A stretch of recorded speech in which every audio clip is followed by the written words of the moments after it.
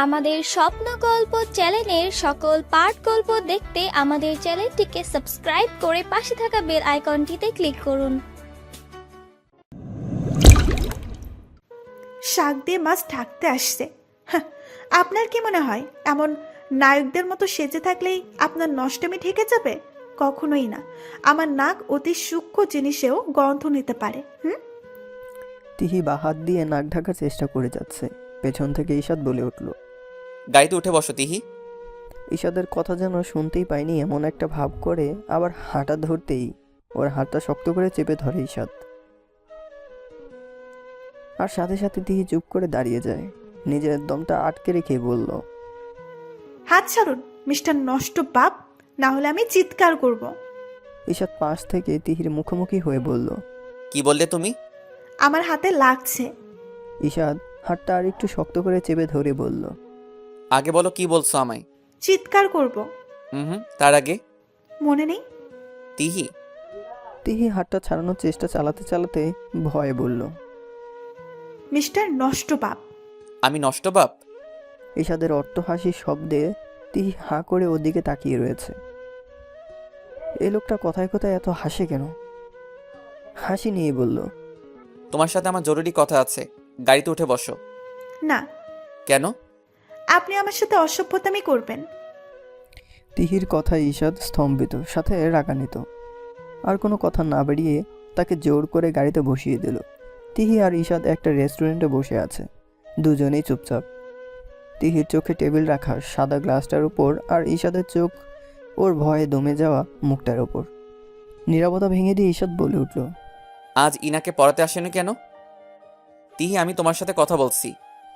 ঈশাদ নিজের প্রশ্নে তিহির কোনো জবাব না পেয়ে তিহির সামনে গ্লাসটা টেবিলে হালকা বাড়ি দিয়ে উঠতেই ও চমকে উঠল।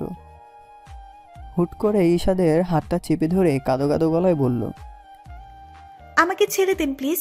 এসব পাপ কাজ করলে তো আমি ইহকাল পরকাল কোনো কালে শান্তি পাবো না। আর ইনার কথাটা তো একবার ভাবুন, ও যখন বড় হয়ে জানবে ওর বাবা একটা নষ্ট বাবা, তখন ও কতটা কষ্ট পাবে বুঝতে পারছেন? আর আমার আম্মু তো জানেও না আমি টিউশনি শুরু করেছি, তার মধ্যে যদি জানে আমি আপনার সাথে নষ্টা। দুজনে মাঝখানে থাকা টেবিলের ওপর উপুত করে হয়ে তিহির মুখ চেপে ধরেছে ঈশাদ। রাগে তার চোখ মুখ পুরোই টুসটুসে লাল টমেটো।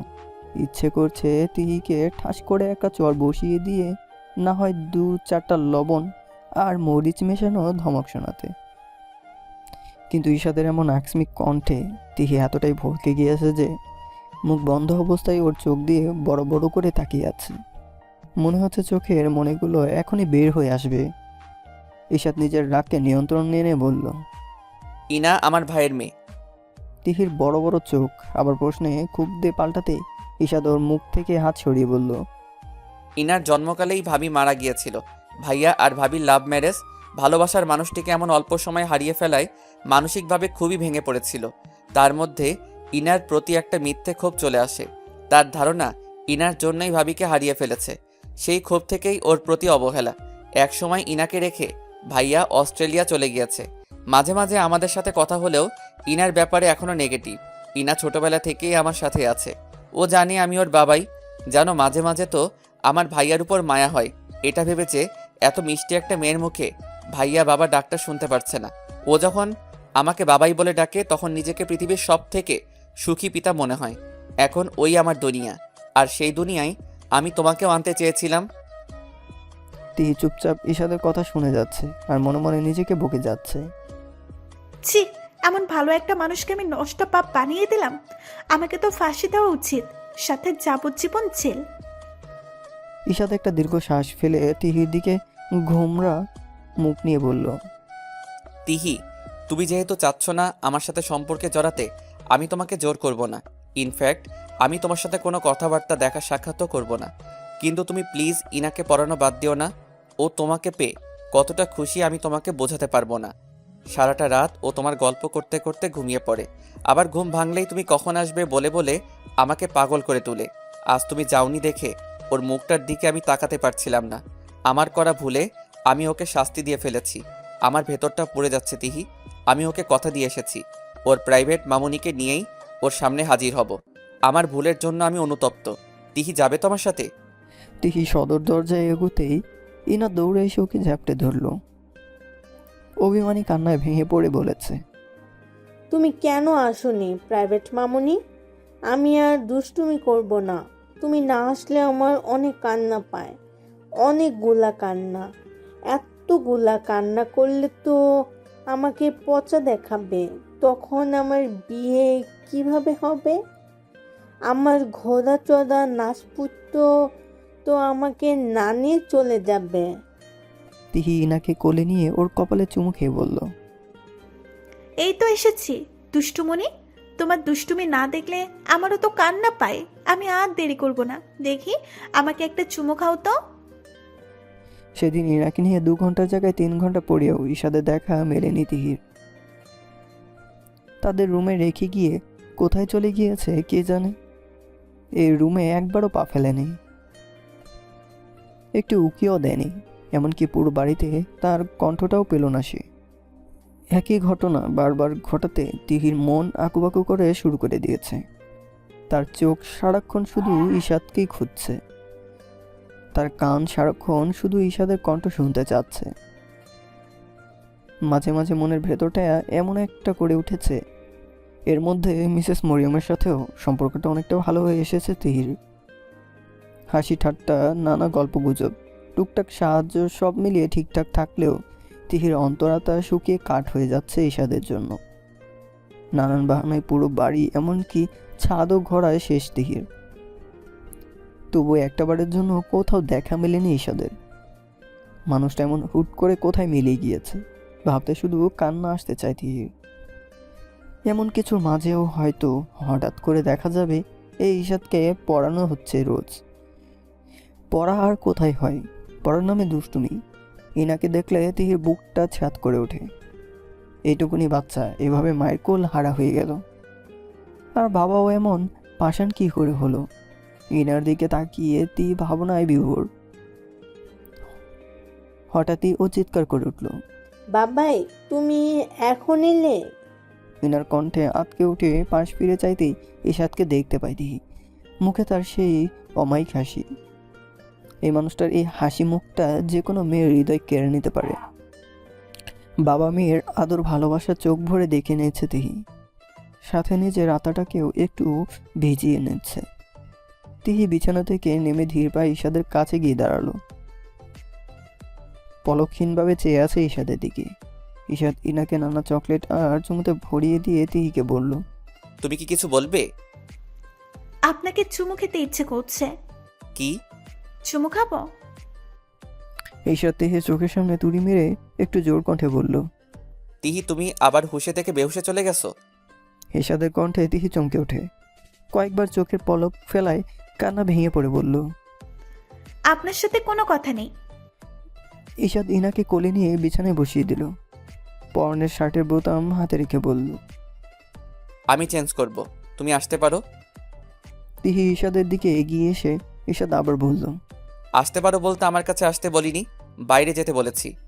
তিহি কান্না মিশ্রিত কণ্ঠে কিছু বলতে গিয়েও থমকে গিয়ে বলল, আপনি শুধু নষ্ট পাপই নন, আপনি একটা নষ্ট প্রেমিক। আমি আপনাকে অভিশাপ দিলাম, আপনার জীবনে যাতে কোনো নারীর আগমন না ঘটে। তিহি মুখ বাঁকিয়ে চলে আসতে নিলে পেছন থেকে ইশাদ ওর একটা হাত চেপে ধরে বলল, যেদিন তোমাকে প্রথম দেখেছিলাম সেদিনই অভিশাপ লেগে গেছে, কিন্তু কোনো নারীর জায়গায় হবে অন্য নারী। মানে? ইশাদ তিহির সামনে এসে ওর চোখ মুছে নিয়ে বলল, এই চোখে আর কখনো যেন পানি না দেখি, বিশেষ করে আমি রিলেটেড কোনো কারণে। বুঝেছো? তোমার কি ধারণা আমি তোমাকে ভুলে যাওয়ার জন্য দূরে ছিলাম? মোটেও না, আমি আমার ইন্টার্নির জন্য বিশেষ কাজে ছিলাম। ওই দিন তো ওইসব কথা এমনি এমনি বলেছি। ইশাদ আবার উচ্চ স্বরে হেসে উঠলে। তিহি রাগ দেখিয়ে চলে যেতে নিলে ইশাদ আর পেছন থেকে বলল, যতদিন পৃথিবীতে আমার নিঃশ্বাস চলবে ততদিন আমার তোমাকে চাই। এবার সেটা তুমি না চাইলেও আমি জোর করে রাখবো। দরকার হলে তোমাকে খাঁচায় বন্দি করে রেখে তোমাকে দেখব আর জোরে জোরে নিঃশ্বাস নিব। তিহি চোখ মেলে ফোনটা পাশে ঢিল মেরে চিৎকার করে উঠল, সব মিথ্যা ইশাদ। তুমি আমাকে সব মিথ্যা আশ্বাস দিয়ে তোমার মায়ায় বন্দি করেছ, যে মায়ায় আমি দম বন্ধ করে মরে যাচ্ছি। ইশাদ মিহির স্কুলের সামনে দাঁড়িয়ে অপেক্ষা করছে মিহির জন্য। এই জায়গাতেই সে তিহি পাখিটাকে দেখেছিল। চোখ মুখে বিরক্তি কিচিমিচির করে বকছিল মিহিকে। সুন্দর ভাইয়া আপনি এখানে? ঈশাদ ভাবনা নিয়ে বের হয়ে মিহিকে দেখতে পেল। লাল আর সাদা রঙের ড্রেস পরেছে, চোখে তার বিস্ময়। হয়তো আশা করেনি ঈশাদকে এখানে এভাবে দেখতে পারবে। ঈশাদ মুখে হাসি ফুটিয়ে বলল, তোমাকে দেখতে এসেছি মিহিরানি। ঈশাদের কণ্ঠ পেয়ে মিহি ওকে জাপটে জড়িয়ে পড়ল। আপনি কেন আপুকে বিয়ে করলেন না সুন্দর ভাইয়া? আপু কত কষ্ট পেয়েছে জানেন? সারা রাত কেঁদেছে, কাঁদতে কাঁদতে চোখ ফুলে গিয়েছিল। মিহিও কান্নায় ভেঙে পড়েছে। মিহিকে কি বলে সান্ত্বনা দিবে বুঝতে পারছে না। তিহি যে কত কষ্ট পেয়েছে সেটা তিহি নিজেও জানে না। তুমি যদি এভাবে আমাকে জড়িয়ে ধরে কান্না করো তাহলে আমি কিন্তু নাক না কেটেই তোমাকে বিয়ে করে ফেলবো মিহিরানি। মিহি চট করে ঈশাদের ছেড়ে দিয়ে বেহেজা চোখ নিয়ে ঈশাদের দিকে ফ্যাল করে তাকিয়ে আছে। ঈশাদ কিছুটা নিচু হয়ে বলল, বোনের সাথে কথা হয়নি বুঝি? উম, কেন, তিহি তোমাকে কল দেয়নি? কি করে দেবে? আমার তো মোবাইল নেই, আর আম্মুর নিজের মোবাইল সাথে করে নিয়ে অফিসে চলে যায়। ঈশাদ পকেট থেকে একটা ফোন বের করে মিহির দিকে বাড়িয়ে দিয়ে বলল, আজ থেকে এটা তোমার ফোন, এটাতে দুটো নাম্বার সেভ করা আছে, একটা তিহির আর একটা আমার। তুমি আমাকে যে কোনো সময় কল করতে পারো। সত্যি? তোমার আপুর নাম্বারে এখনই কল করো। আমিও শুনি তোমার আপুর নতুন সংসারের গল্প। কিভাবে কল দিতে হয় মেয়েকে দেখাতে দেখাতে তিহির নাম্বারে কল দিয়ে ঈশাদ। একটা বার ওর কণ্ঠ শোনার জন্য ভেতরটা চাপা চিৎকার আর হতাশ করছে। মিসেস শিরিন বেগম নিজ হাতে তিহিকে খাবার খাইয়ে দিয়েছেন। খেতে না চাইলেও ওনার এমন আদরমাখা ধমককে ফেলে দিতে পারছিল না তিহি। তবে খাবারটা খাওয়ার পর এখন নিজের মধ্যে কিছুটা শক্তি সঞ্চয় করেছে বলে মনে হচ্ছে। ব্যথাগুলো অনেকটা মিইয়ে পড়ে যাওয়ায় শরীরের ভারটা কমে এসেছে। আর কতক্ষণ এইভাবে বিছানায় পড়ে থাকবে?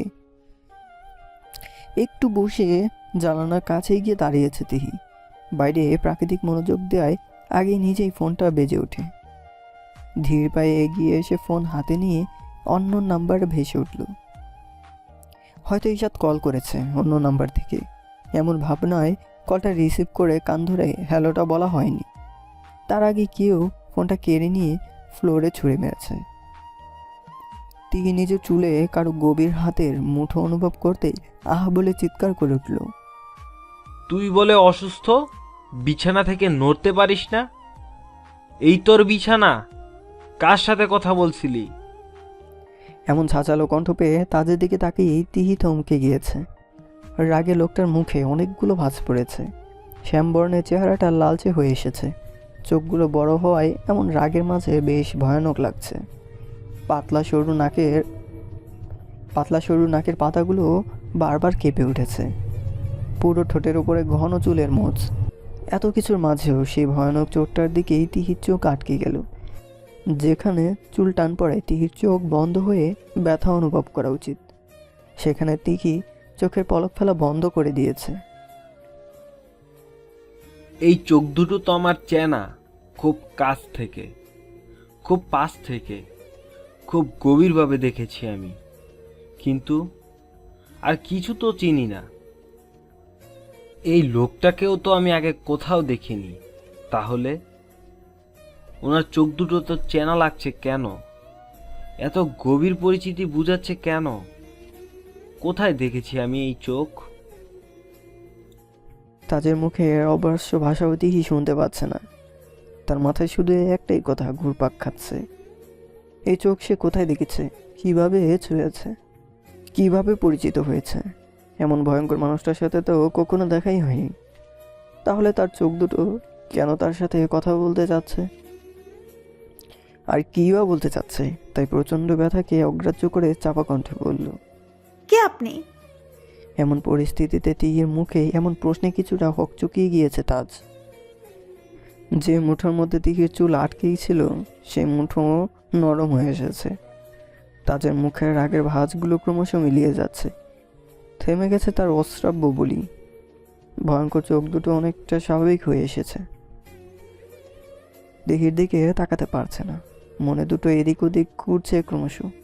তাজের হঠাৎ এমন অপ্রস্তুত হয়ে যাওয়াটা তিহিকে আরও বেশি ভাবাচ্ছে। এবার চাপা স্বরে একটু খুলে নিয়ে জোর গলায় বলল, কে আপনি? আর আপনার এই চোখ দুটো আমার খুব চেনা। কোথায় দেখেছি আমি? আমাদের কি আগে কখনো দেখা হয়েছিল? বলুন কে আপনি?